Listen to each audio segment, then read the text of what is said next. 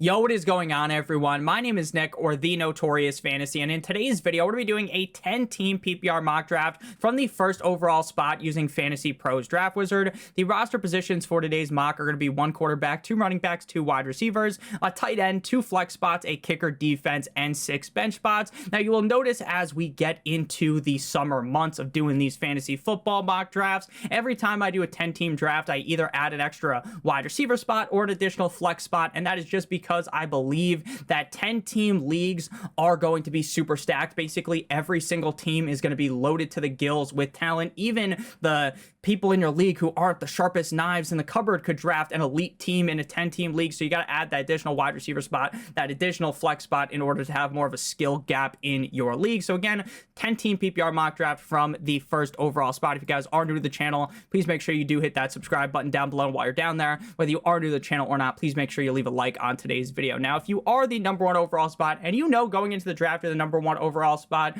you should already have a clear plan of attack who you're going to take at #1 overall. There is nothing worse to me than when you're getting to your fantasy football draft that you waited all summer for. It's late August, it's early September. You can feel the NFL coming your way. It feels like it's going to be football season is just a couple of days away, and the guy at #1 overall is taking 8,000 years to make their pick. Just go ahead and come into the draft with a good idea who you're going to take #1 overall. For me, it's either Jamar Chase or Saquon Barkley. Now, Saquon Barkley has been falling down rankings, at least based on what I have seen here on Fantasy Pros. He was the RB1, now he is the RB #3. In my opinion, it's just because of the Madden curse. Why else would we be moving him down 2 spots? The reason why people are nervous is because last couple of running backs who have been on the cover of Madden have not performed very, very well at all. There's been a decent amount of injuries. Christian McCaffrey last year, right? You draft him #1 overall and he completely screws the pooch. So people are very nervous about the Madden curse. I'm not going to sit here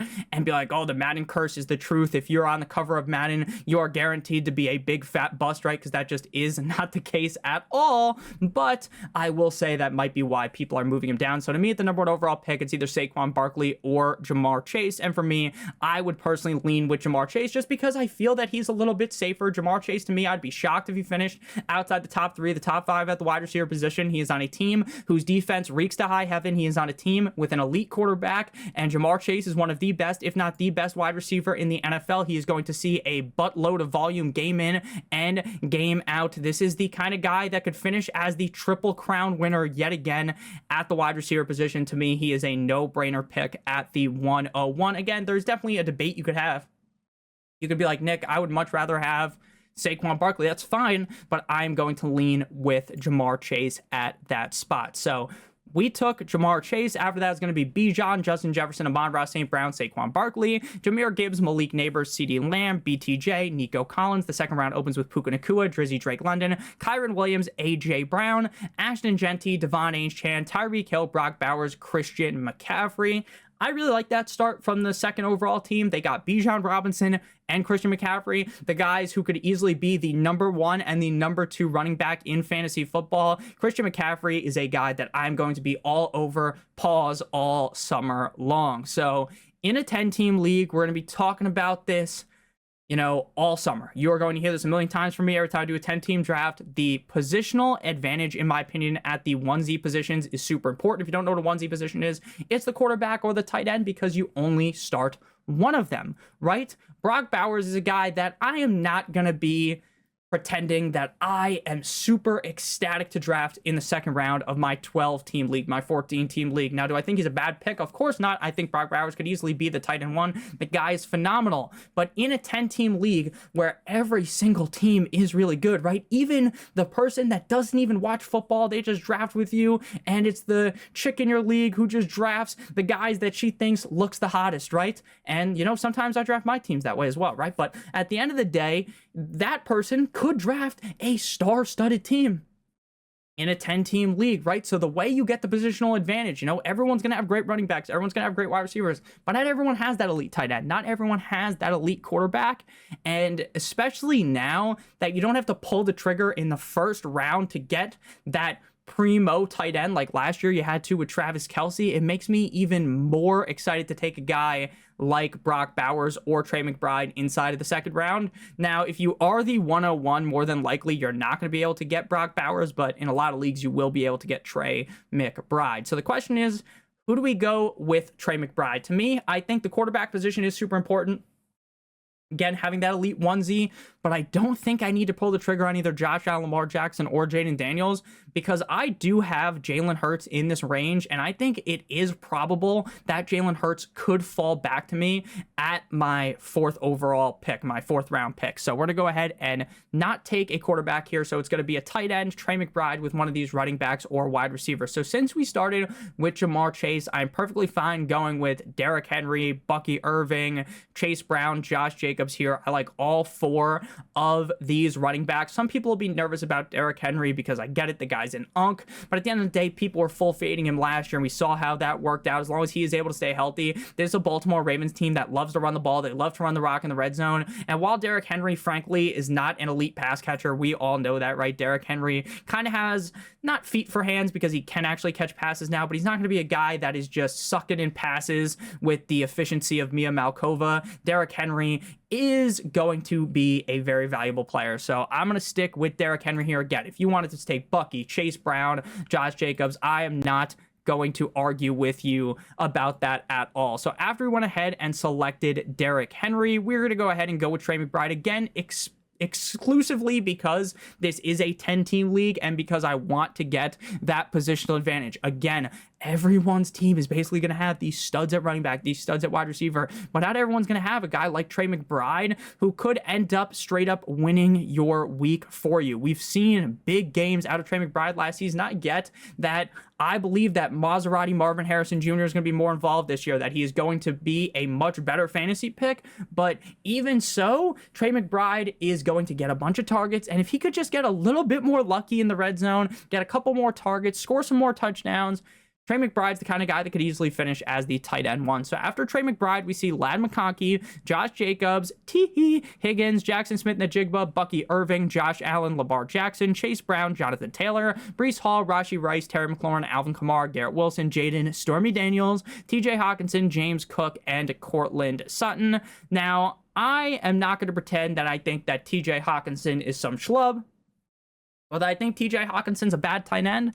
But what I will tell you right now is if you are taking TJ Hawkinson ahead of George Kittle, you just need to give your head a shake. You need to really, go to the corner. Like, you ever get put in the fucking corner when you were a kid and your parents are like, oh, go think about what you did? If you draft TJ Hawkinson over George Kittle, you need to be sent to the corner and think about what you did, right? Because that is just insane to me that anyone would ever draft TJ Hawkinson over George Kittle. Nick, you're drafting up against a bunch of fucking robots. I know I am, right? So I'm not going to sit here and go on some crazy diatribe about it, but frankly, George Kittle has an argument to be the tight end one in fantasy this season. So we've got a running back, we got a wide receiver, and a tight end. We got a running back who I think could be the RB1, a wide receiver I think could be the wide receiver one, and a tight end who I believe could be the tight end number one. Looking at the running back room now, as we get deeper into the draft, it starts to become more and more gross. It just does. That's how it goes. Now, I like Chuba Hubbard, I like James Conner, I like Joe Mixon, I like Omarion, Chris Breeze, Hampton, I like him a lot, but it does start to get gross after this. So if we don't take a running back with one of these next two picks, our running back 2 is going to be into the range where it starts to get gross, because I think a lot of these people going around me are going to start taking more running backs and things might get disgusting. I don't really like Kenneth Walker at all for fantasy. I don't think he's a bad player by any means. But I think there's a chance that if he goes down again, that we could end up seeing Zach Charbonnet take over the backfield there. I think the offense might even be worse than last season. So I am not really in favor of taking Kenneth Walker. Now, Joe Mixon, to start off the season, I was a huge Joe Mixon guy. I told everyone all summer long, please draft Joe Mixon. You're going to feel great. You're going to feel amazing, right? He comes out week 1 and takes a shit on the chest of the Indianapolis Colts. In Indianapolis, he drops a Cleveland Steamer on their chest. Then he gets hurt in Chicago, but he's actually looking good in that game. He's the running back 35. And then there is a bit of a gap because he misses games. Then he comes back, running back 2, 4, 6, 15, 8, 1, 21, 4. Sure, there is a fall off after the bye week, but I really do believe that Joe Mixon is going to be a running back that can win leagues. Now, he is currently sidelined from OTAs with a walking boot. It's not considered serious. This is important to note. If we get later and later into the summer and he's still not practicing, and it's like, okay, this is going to be serious, then what you want to do is duck and cover. Right now, though, in June, I am fine taking that risk on Joe Mixon because, again, we're reading it's not super duper serious as of right now. Again, it is something to worry about, though, if we get later and later into the summer. So I'm going with Joe Mixon because, again, I think Joe Mixon has the ability to be a top 5 running back at the end of the season. Now, the question is, do we want to go and get the other elite onesie in Jalen Hurts? You know, maybe Saquon Barkley gets hurt because of the Madden curse, and then Jalen Hurts rushes 30 fucking touchdowns, right? I'm not rooting for injury, of course. Knock on wood, it's just a joke. But for me, I don't think I'm going to love my wide receiver room or my flexes as much if I go elite quarterback and elite tight end. I think you can get it done, but for me, I would much rather go wide receiver here. Mike Evans feels like kind of the comfy click here, right? You just know what Mike Evans is. I think Davante Adams has a ton of upside. I like DJ Moore a decent amount. I love Marvin Harrison. I really like DK Metcalf. Chris Olave is a no-go for me. You could go triple running back, of course, but I think I'm going to go ahead and go Davante Adams here. If you wanted to go Mike Evans, that's fine. I think a lot of the times I would take Mike Evans, but I want to do things differently every single time I do these mock drafts.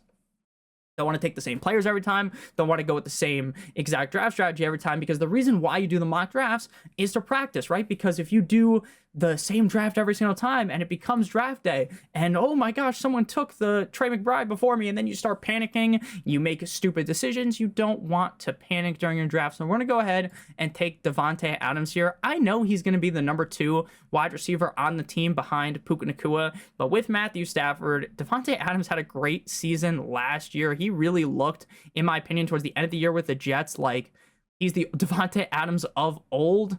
I really like Davante Adams. I just think the talent is there, and I think he is still one of the most talented wide receivers in the NFL, and he would be going significantly higher if Puka Nacua was not there. After Davante Adams, we see Kenneth Walker, Chuba Hubbard, James Conner, George Kittle Me Timbers, Mike Evans, Wiki, DJ Moore, Marvin Harrison Jr., Jalen Hurts, Jalen, stop, it hurts, DK Metcalf. The 6th opens with Chris Godwin, RJ Harvey, Jerry Jeudy, Zay Flowers, Ted McMillan, Devontae Smith, Chris Olave, George Pickens, and Joe Burrow, Joe Shiesty at the 609. If you guys have enjoyed thus far, hit that subscribe button down below, leave a like on today's video as well.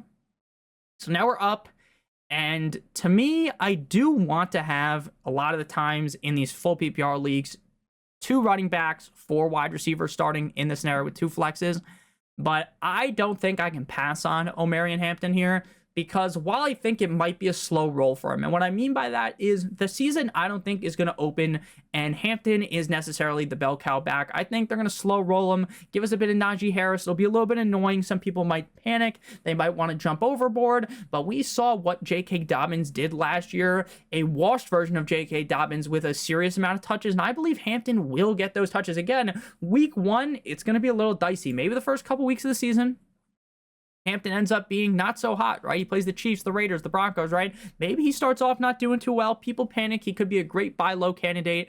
And again, I don't know if I would love to have him in my flex spot in week 1 unless things change and he's just given the key to the backfield instantly. But that's the kind of a running back that has top 5, top 10 upside. I love the landing spot in LA with a coach that loves to run the football. And I think if I passed up on him, I would regret it. Now, Jalen Waddle's a guy that I will always love. I'm a Dolphins fan. I love Jalen Waddle. If Jalen Waddle was, if you could take Tyreek Hill, ship him off to Azkaban, Jalen Waddle would be the kind of guy that I could take in the top 15 at wide receiver, top 12 at wide receiver. He's really that good, but there's concerns with Jalen Waddle, meaning he really didn't perform well last year. Tua was hit or miss. He missed a lot of time. I'm a little bit nervous about Waddle. I still think he's fine, though, in the 7th round. He's been really impressing in training camp. But the thing that's really holding him back is going to be the fact that Tua's injury concerns are there and the fact that Tyreek Hill is there. I am a big fan of Jameson Williams. Jameson Williams did really start to kind of kick things into high gear last season. In his rookie season, it was not that ideal, right? 2022, he misses a bunch of time, right? 2023, he comes out there and he plays okay, but 2024 was his true coming out party, and I believe 2025 will be even better. They're expected to throw down the field more. Jameson Williams, obviously a huge down the field threat. I think if we're talking about upside, I think Jameson Williams has that league-winning upside on an elite offense like the Detroit Lions. Now, the problem with Jameson Williams is while I say he's a league winner, I mean it in a different way than league winner for a lot of these guys, where I think they're going to be like a top 5 running back. I don't think with the current setup of the offense, Jameson Williams will be a top 12 wide receiver. But what I do believe is that Jameson Williams in week 17, you could roll the dice, right? In your fantasy football championship, Jameson Williams could score 30 fantasy points, right? He has crazy upside week in and week out. Again, is he the safest wide receiver on the dock? No, he is not the safest. But the upside's really there. I like Xavier Worthy as well, Jalen Waddle. So if you want to go with any of them, that's fine. But we're going to go with Jameson Williams, that high upside flex spot any given week that could end up putting your team on his back. Darren Sharper, hold my dick. So we're back up on the clock now after going Omarion Hampton and Mr. Jameson Williams. Stephon Diggs comes off the board, Jordan Addison, Isaiah Pacheco, and then just no one at the 705. That makes sense. No one was picked. I'm pretty sure if I remember the picture, it was going to be that, not the sexiest looking guy, pause, not the best looking fella, Travis Hunter. I don't see Travis Hunter's name here, and I believe that is the picture that ended up showing up, pause, by the way, on that. But Isaiah Pacheco, Travis Hunter, Sam Laporta, David Montgomery, Tyrone Tracy, Xavier Worthy, Baker Mayfield, Jawan Jennings, Calvin Ridley, Tony Pollard, Jalen Waddle away, Waddle, Pat Mahomes, Khalil, Shakira, Jared Goff, Aaron Jones, and Jacoby Myers. So the question here is, when you're looking at rosters, we don't have a quarterback, and the team over here doesn't have a quarterback. So by the time things swing around after we make these next 2 picks, the quarterback's probably going to be gone. Now, do we want to go with the safety of Bo Nix, who I believe is super safe? Or do we want to go with the more upside of the stack of Kyler Murray with Trey McBride? Because Kyler Murray, if everything works out for him, if he plays up to how I think he can play, I think you could see a season play out where Kyler is, like early on in his career, a clear top 8 quarterback 2 in 2020, right? The rushing upside is so significant. Last year was topsy-turvy if you had him. You can see on the screen right now, there were very high highs, super low lows, right? There was a game where he finishes the quarterback fucking 30 up against Chicago. He looked like Stevie Wonder out there trying to read a goddamn defense. It was brutal. He was legally blind. If you want to be safe, go Bo Nix. I do have Bo Nix ranked ahead of Kyler Murray, but because the stack, I'll go Kyler. I don't think you necessarily need to stack in your redraft fantasy league. I don't think you have to. Some people, it makes them a little bit nervous because it adds a little bit of risk. To me, I'm going to go with Kyler Murray here. They'll get that stack of him and Trey McBride. If you don't love Kyler, you could just go ahead and draft another quarterback later with him. Next up, we are going to probably go wide receiver because I feel very confident in Mixon and Henry, our running back room. And I think Omarion Hampton is going to be a fine flex for us. I think I need more wide receivers, though, so I'm going to go wide receiver. Best available is Adunze, Ayuk, Josh Downs, Deebo Samuel, Michael Pittman, Cooper Kupp, Jaden, Riley Reed, Ricky Pearsall, Darnell. Here comes the Mooney. We already have our tight ends. We don't have to go with the Janu, the Ingram, the Kelsey, the Njoku, the Andrews. So I'm going to go wide receiver here. And again, we're going to keep hunting for upside as we get later. And we're going to go with Rome Odunze. I have heard some talk about maybe Wiki DJ Moore getting traded. Now, again, I wouldn't, from my lips to, God's ears type of deal here, I wouldn't say that's like a guarantee. And if you drafted Rome last year, you really were disappointed. This was a big disappointment of a pick, but I do believe the upside is there. They bring in Ben Johnson to be the head coach. I think Caleb Williams is going to take that second-year leap up. So I'm going to go with Rome due to the amount of upside that he possesses in potentially garnering more targets and just the targets being significantly better this year out of Caleb Williams. So after we went ahead and drafted Monsieur Rome Odunze, Cooper Kupp, Brandon Ayuk, Najee Harris, Travion Henderson, Josh Downs, DeAndre Swift, Deebo Samuel, Quinshon Judkins, Caleb Johnson, just a huge running back run, Jalen Warren, Brian Robinson, Cam, I'm a scat man, Travis Etienne, Jordan, the numbers, Mason, what do they mean? Tank Bigsby, Jordan, love me tender, love me sweet, Justin Herbert, the pervert, and Javonte Williams. So we're going to continue to smack the wide receiver button here. And I really like Darnell Mooney this year. Darnell Mooney was great last season, and I think if Michael Penix Jr. is going to elevate to be a better quarterback than what we saw last season, I think that even with Drizzy Drake London, Darnell Mooney is the kind of guy who you're getting at wide receiver 50 that is going to be a very reliable flex spot throughout the season. And in the 10th round, I don't think you're really going wrong with a pick like that. Michael Pittman is a guy that I really, really like in best ball drafts over on Underdog, promo code Notorious. I love drafting Michael Pittman, but he's much more of a hit or miss kind of a guy. And the fact that Anthony Richardson's already dealing with injury again does concern me. I think Michael Pittman is like in a vacuum. If you're like, Nick, who's a better receiver? Michael Pittman, Jaden Reed, Ricky Broussard, Darnell Mooney. It's Michael Pittman Jr. I think Michael Pittman Jr. is a really talented player, but the situation really, really, really scares me. So I'm going to go with Darnell Mooney there. And then we're going to click the running back button again. And I'm going to go with Zach Charbonnet. Now, I think if you're looking to just like project, hey, week 1, I think Ramondre Stevenson could have some value in week 1. He'll probably outscore Zach Charbonnet.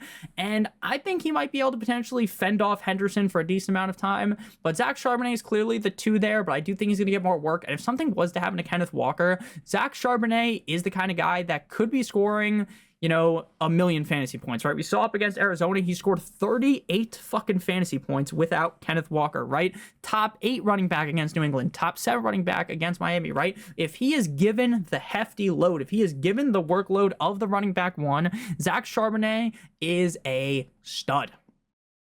He's a stud, and like Derek Brown writes here, Charbonnet remains one of the most elite handcuffs. I fully agree with that. I think he is one of the most elite running back handcuffs because when he gets in the game, it's basically like you had Kenneth Walker. That's really how good he is. So after Charbonnet, Tajay Spears, you might just get hit with Rico McMillan, Dowdle, Ramondre Stevenson, Jaden Riley Reed, Michael Pittman, Janu Smith, Adam Thielen, Evan Ingram, Ricky Pearsall, Travis Kelce, Bashawn Tutin, Christian Kirk, Rashad with 2 A's White, Mark Andrews, Austin Eckler, Jerome Ford, F-150, Brock Purdy, and David Njoku. So right now, through our first 12 picks, we still have 1, 2, 2 more, 3 more bench spots, and then 2 defense and a kicker spot. So we have 1, 2, 3, 4 running backs. We have Derrick Henry, Joe Mixon, we have Omarion Hampton, and we have Zach Charbonnet at wide receiver. We have Jamar Chase, Devontae Adams, Jameson Williams, Rome Odunze, and Darnell Mooney.